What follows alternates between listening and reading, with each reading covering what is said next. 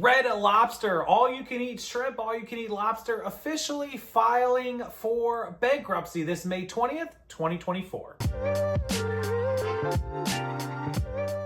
That's right, everybody. Welcome in Monday, May 20th, 2024. And Red Lobster, I think everybody watching this channel has had some sort of experience with the restaurant.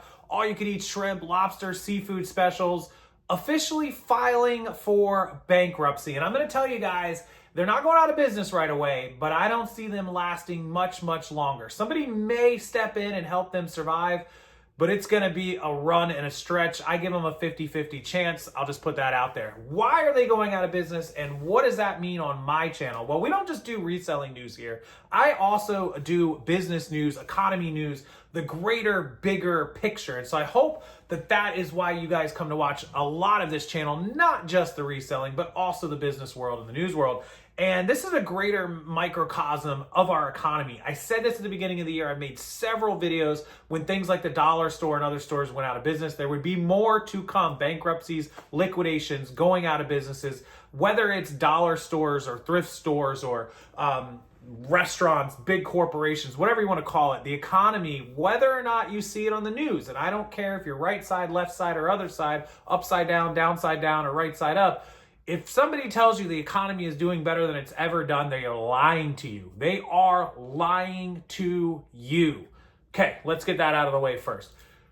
Red Lobster is an exact great example of this. So Red Lobster in the 90s, when I was growing up, when I was a kid, was like the fancy fine dining place, right? People went there for date nights and anniversaries and special celebrations and birthdays. And it was, once a year you could go to Red Lobster. Twice a year you'd go out, your family would spend $80 or $100 for a family of four back then, which was crazy. If you go now, my neighbor was there a couple weeks ago, and it was him and his two kids, and he sent me a bill, and it was like $150. It was crazy. So they did that all you could eat for $20, but that was to get people in the door to break even or lose money and then get them to order other stuff. It didn't happen because people wanted a deal. They didn't want to spend $35, $45 on a lobster meal, right? Just the way it is. People don't mind the food. The food's not bad. There's better places, but it's not terrible. It's okay food. And of course the biscuits were great, right? Nobody's going to spend that kind of money in an economy where people are struggling to pay rent or mortgage or car payments or whatever it is. It's very, very difficult to swing that, right? So welcome to where we are now. I want to take you over, show you the rest of it and a lot of the technical and business reasons why Red Lobster failed. But I could tell you guys, the pandemic, 2020, 2021, all the way to the end of 21 at the beginning of 22, people weren't going to these restaurants. Even when the restaurants opened back up, they were going to fast food. They were going to quicker to go. They weren't going and sitting down at these restaurants. So Red Lobster, like everywhere else, suffered. Then they had to try to make a comeback. They had incurred a lot of debt. They sold off their restaurants, their real estate. They owned a lot of buildings. They sold them off in order to get money to survive. And then when they reopened, they had to pay rent. Imagine owning my house. I need money, so I sell it, but I want to continue living here. So I sell it to a guy who's an investor, whatever he is. He gives me my money, and I'm like, okay, I've got some money to live on for a while. But then he goes, okay, you're going to stay in the house. You got to start paying me rent. Oh, there goes all those expenses, and eventually it catches up with you. It took a few years, but that's what happened to Red Lobster. So all of this stuff all balled up into one. Extremely high prices. They are very high priced for what they are. They're no longer the fine dining institute that we think of. Tons of cheaper competition, better options if you want fine dining and you're willing to spend money. And the loss in the pandemic, the loss of money, the debt, it's just all spelled disaster for Red Lobster. So I would love to hear what you guys think. Do you have an experience you'd like to share about Red Lobster that you had as a kid or maybe as a teenager or growing up or as a family in the 90s, the early 2000s perhaps? I grew up in the 90s, so my parents took me to Red Lobster as, nice dinners once or twice a year, a couple times a year, 3-4 times, whatever it was, every few months. We would go to normal dinners, to Applebee's or, barbecue places, all those normal. But Red Lobster was a couple times a year, right? Because that was expensive. And it just, even if you did okay, my parents did okay for themselves, it just was a lot of money even then. So it's not surprising that this happened. Let's go check it out. Okay, so here's a story from NPR that Red Lobster filing for bankruptcy after missteps, including the all-you-can-eat shrimp, which was a disaster for them. Believe it or not, this is from Alina Selyuki, May 20th, again, from 1 o'clock Eastern. I'm recording this a couple hours later. Red Lobster, which is America's largest seafood chain, known for its shrimp and Cheddar Bay biscuits, has filed for bankruptcy. Again, they're not out of business yet. It may happen. They may get bailed out. We'll see. Seafood restaurants are in hot water after a series of bad choices by a parade of executives, including their ill-fated promotion for the all-you-can-eat shrimp starting at $20. Almost 580 locations in the U.S. and Canada are expected to stay open, which employ 36,000 workers. Pretty incredible, that many people. Last week, dozens of them did close. I believe 16 of them in Florida closed. I can't be completely sure if they were all in Florida, but I know I heard that number, 16. Their entire contents, including freezers, ovens, booths, lobster tanks, all auctioned off. Pretty crazy. If you need a lobster tank, go get Red Lobster. What do I know? The first sale was a precursor to a long-expected bankruptcy filing in which Red Lobster plans to sell substantially all of its assets. And since March, the chain has been run by CEO Jonathan Tibbis, known as a corporate restructuring expert.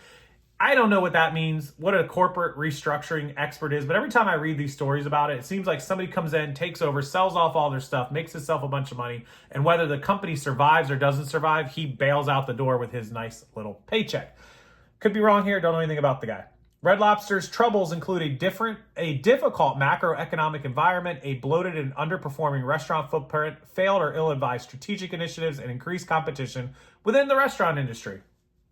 Red Lobster, now the largest seafood chain, did not get cooked just recently. It struggled for a decade as diners have pulled away from large casual dining chains.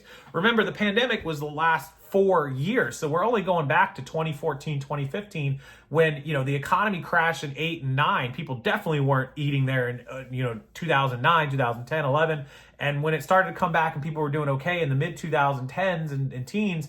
Maybe some people were going there, it was okay, but it didn't last, right? Red Lobster is one of the originals. It started in 1968, exploded in the 80s and 90s. Again, I grew up in the 90s. I was born in 85. It was huge when I was growing up. Everybody's like, Red Lobster, Red Lobster, Red Lobster, right? So 95, right? I'm 10 years old. I'm 11. I'm 12. I'm old enough to understand a nice restaurant. We're going out to eat, be nice, wear good clothes. Understood that. Many people cracked their first lobster at a Red Lobster table. I probably had my first lobster there. I love seafood, guys. I was born on the Chesapeake Bay. I grew up on the Chesapeake Bay. I didn't move to Florida until I was 20. I've been here almost 20 years, so I'm as much a Floridian as I am a Marylander, but I still love my seafood. And Red Lobster probably was one of my first lobsters, or at least some of my first seafood as a kid, right? We always had crab boils and crab pots. You put it all in. You put your Old Bay, you dump all this Old Bay on it, and the corn and the potatoes and the shrimp, and you dump it on a table, and it's amazing. Why would I go to Red Lobster when we had that out backyard every weekend, just about? Bushels of crabs. You guys up in Maryland know what I'm talking about. In recent years, rising inflation, of course, food costs costing them more money for seafood. They've been losing out to fresher, nicer, more local restaurants. The rising tide of cheaper, quicker spots like a Shake Shack or a Surfside Taco. And it's more cultural shift. Red Lobster's finances have floundered. It's true. People love the more casual thing more than like a Red Lobster to go inside of. You see it in a lot of restaurants, chain stuff like that. People want more mom and pop. People want more on the water. People want more casual, quick, where I don't got to dress up. I don't got to feel all stuffy. It's just casual. I don't know. Private equity firm bought the chain 10 years ago from Darden Restaurants, which owns Olive Garden, if you didn't know that, and Longhorn. The firm was called Golden Gate Capital, funded the deal partly by selling their real estate. Problem I just told you guys a second ago. That meant the chain had to start paying their rent on their buildings. They no longer own the buildings they're in. They pay rent, which is a major financial part of their bankruptcy, and they're trying to get rid of 108 leases that they are tied into. Since 2020, they've been run by its largest shareholder, which is called Thai Union Group, which is a seafood supplier, also behind Chicken of the Sea. I could make a lot of jokes about that and Jessica Simpson. And the bankruptcy filings lay much of the blame on Thai Union and its ex-CEO Paul Kenny. After massive financial losses during the pandemic, mention that, followed by increases in the cost of goods, cost of food and wages, Obviously, that's all gone up. Thai Union pursued extensive cost cutting at Red Lobster. The chain was run by a conveyor belt of executives. It had no CEO for a year. The bankruptcy filings alleged that Thai Union interfered with daily operations and even pushed out 2 rival suppliers of breaded shrimp, securing a costlier exclusive deal for itself. So Thai Union is a supplier of seafood. Then they buy a seafood restaurant, and instead of getting cheaper shrimp from somebody else who might sell it cheaper, they sold the restaurant their shrimp, which costs more money. So the restaurant is bringing on debt, and their main company is making all this money, and they don't care what happens to the Red Lobster. I never understood companies that use one company to profit hugely while starving their other company. Maybe somebody can explain that to me in the comment section.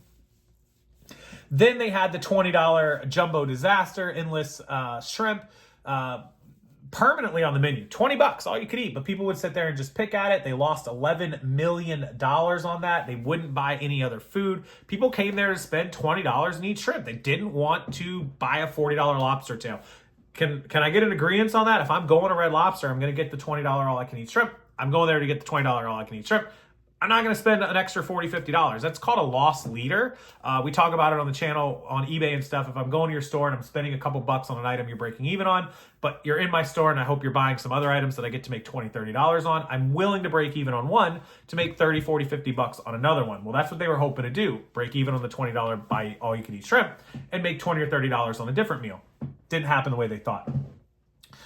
He said, the Thai CEO, Therafong Chansiri, said the ordeal left him scarred. Other people stop eating beef. I'm going to stop eating lobster, he told investors, because he's mad that his deal didn't work out. In January, they washed their hands of Red Lobster. The owners said they would essentially abandon their stake in the chain, setting the restaurant company on the path to bankruptcy. So that company that owned them, their largest shareholder, just walked away and was like, this isn't worth it anymore. They made all their money on selling them expensive shrimp, right? In this week's Chapter 11 filing, Red Lobster says it has a prearranged bid known as a stalking horse bid from its lenders to buy out the chain unless it receives a higher rival bid. NPR's Barclay Walsh contributed to the report. So, will somebody else buy them out? Will one of the competitive food industry owners of restaurants buy out Red Lobster?